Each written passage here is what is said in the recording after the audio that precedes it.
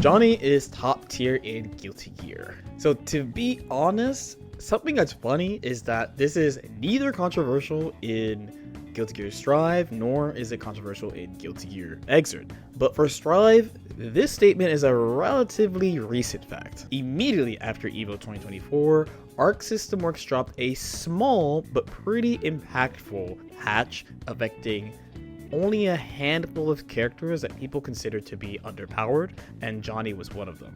And as if the meme lords of the internet willed it, Johnny got one change that affected him in so many ways that he shot up to the top of the tier list. And it's this. What they did is they decreased the speed of his forward dash by just 3 frames, from 18 frames to 15 frames. For those of you who are not fighting game sweats, fighting games run at 60 frames per second, so 1 frame is 16.67 milliseconds. So a 3 frame difference is 50.01 milliseconds. It doesn't sound like a big deal, but this was a huge deal.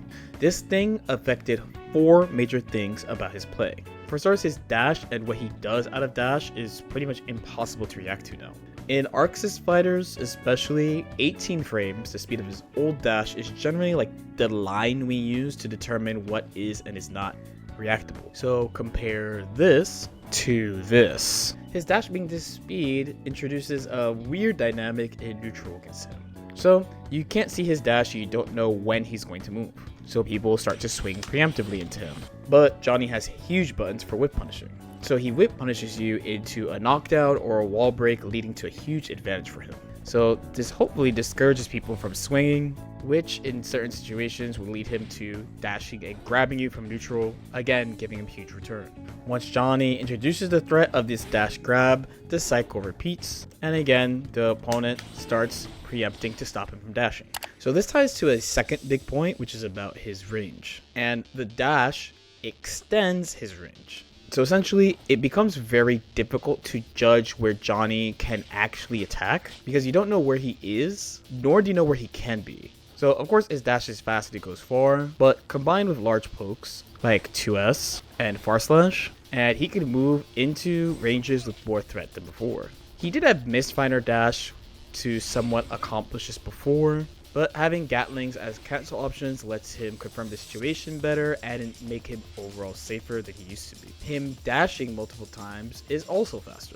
So 2 dashes, 15 times 2 is 30 frames, and previously 2 dashes would be 36. And while 30 frames is reactable, a player would realize that Johnny dashed the first time here, while he's in the middle of his second dash. His new dash also plays well with his backdash. So Johnny has one of the best backdashes in the game. It travels pretty far, and it has 18 frame total duration with 5 frames of invincibility.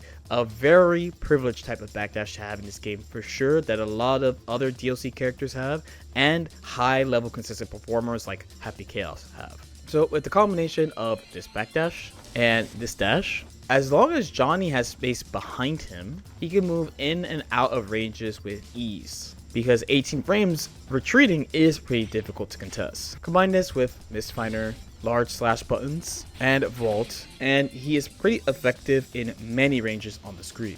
Even on a soft down like K Mistfinder, which sends the opponent full screen, his dash also helps him close the distance, cornering opponents quickly despite the knockdown being full screen. It might have looked like I got hit for fun there, but I really was trying to jump to escape. Johnny's pressure also changed a lot because of this dash change. Classic Johnny had a style around upgrading Mistfinder, using a limited resource projectile. Glitter is gold, the coins he was so famous for before this game. So by default, he would be at level 1 Mistfinder, which is the weakest, to level 3, which would be the strongest. In XX, this pretty much changed the properties of Mistfinder on hit, and also would affect his frame advantage on block when he did Mistfinder cancel. And generally, these are improved data on block. But in Xrd, the buffed properties of Mistfinder on hit were a little more, let's say, pronounced on hit. both games share the advantage of his normals changing when you use Mistfinder cancel. So in Strive they changed the system a little bit. He loses coin in exchange for deal. This move sets a card on the screen that he can cut. When Johnny cuts the card, it adds a follow-up slash that is a projectile. It has some light tracking, but it really is just a separate hitbox that is where the card was cut. And most importantly, it has a highly advantageous guard crush. Mistfinder cancel still changes the advantage of normals, but as there's no level 2 or 3 Mistfinder, deal doesn't actually upgrade Mistfinder, it just causes the card to be cut. The advantage change on Mistfinder cancels are more standardized than previous games. Similarly to Exer Johnny, Strive Johnny has the ability to do Mistfinder in the air. And unlike that version, you would expect this to be overhead, but in this version, all versions of air Mistfinder are overhead, even this one striking to the sky. So this, combined with deal, creates really threatening high-low mix-ups that can either just be done or are covered by deal. A problem he had in 3.0 and 3.1 was that if someone were to successfully block Johnny doing a mix-up while cutting the card, when he dashed at them and did close slash, there would be a small gap there. If an opponent played a character that could reverse the situation, like Baiken or Soul or Leo, this situation could be pretty annoying to deal with for Johnny. Now, in the current version, the change to his dash makes it so that him dashing after the defender blocks a high-low is tight. And you can see that by what happens after I block here, where it's a black beat because I was not blocking. That's the normal sign of during guard crush you could have been blocking. So while it can make strike throw situations after the guard crush a little bit more annoying, it does give him both the opportunity to farm meter using miss cancel like this, or if he has meter, another opportunity at a high-low. In addition to still having the huge hit of throw, as throw gives him another card setup along with some meter.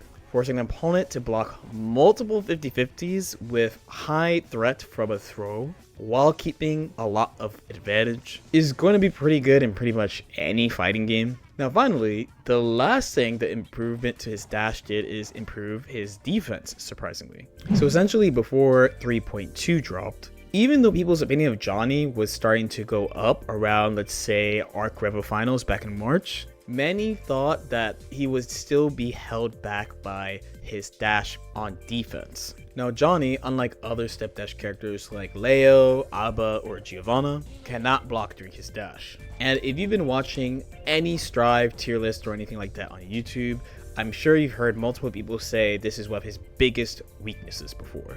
This is because many characters in the game enjoy a tactic of ending offense with a safe move as -5 or something. After that, they try to assess the situation and then reclaim advantage. Many characters can mitigate this by dash blocking, but Johnny cannot. He either has to try to fight his way out, which usually has a counter, or try to clear this with a well-timed jump or air dash. So since the attacker is not worried about dashing, it becomes easier to keep Johnny in this position. And remember before, I did mention his backdash is amazing, but there's no screen space, so there's nowhere to retreat to, and it's more likely that characters will swing into the end of your backdash. So he loses his big advantage of he's great at repositioning in the corner. So what the dash buff does is, while he cannot dash block, he can surprise people who are trying to wait and react to an escape with his dash. So his dash is actually so fast and travels so far that in a pressure situation like this, where she tries to chase the jump, preemptively kind of, if he chooses to dash, he can actually swap sides very quickly, and this is usually a big surprise for players. It honestly looks like he straight up teleports behind you. On top of that, despite not being able to dash block, if he chooses to dash, since it's invisible, it makes it difficult to counter an approach reaction. Many characters like positioning themselves a good bit out of the corner to give themselves room to see approaches, counter big whiffs, and try to stop escapes via the air. But since Johnny has big moves, his dash, plus buttons, plus his dash jump straight clearing you, makes his corner escape significantly better than you would expect, and definitely better than when he launched. And sure, Other characters certainly are better at escaping the corner than him, but this was a major flaw that he had for a long time, and any ground here is definitely appreciated by people who play Johnny. It is really important to understand that the implication of a tool is really important for a game like this, and it's something you should think about in fighting games in general. Johnny had a great toolkit from the start, and as I mentioned earlier in the video, personally my opinion of the character did go up over time, despite this weakness he had with his dash. So even though sometimes patch notes can look really minor, this change really supercharged him as a character. So I know there's some Johnny players out there that are upset he didn't get a lot of stuff with this patch in Season 4, but I think he's doing more than fine right now. But yeah, thanks for watching. As usual, if you have any questions or comments, definitely feel free to leave them in the comment section below.